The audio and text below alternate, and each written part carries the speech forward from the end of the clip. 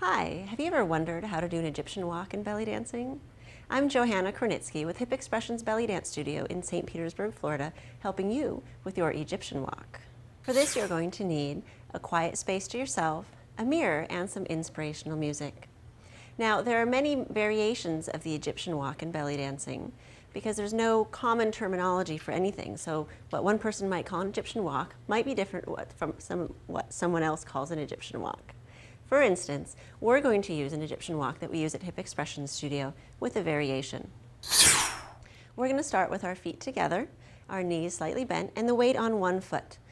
One other foot is going to be up on showgirl. So as we step, we're going to step, and the other foot's going to come right into the arch of the other foot. So this is a little bit more classical Egyptian, a little more traditional here. Good. So it's going to be step, touch, step, touch. As we touch that foot, the hip's going to come up. Step, lift, step, lift. Now notice I'm not bouncing around with that lifting the hip. Step, hip, step, hip. Good. So here's our Egyptian walk, version 1. We can bring the other one hand behind our head and the other hand out in front. Now if you're going slow enough, you can switch hands as you switch your hips. You don't want to be going super fast. This gets a little distracting and a little messy. You want to keep your belly dancing clean.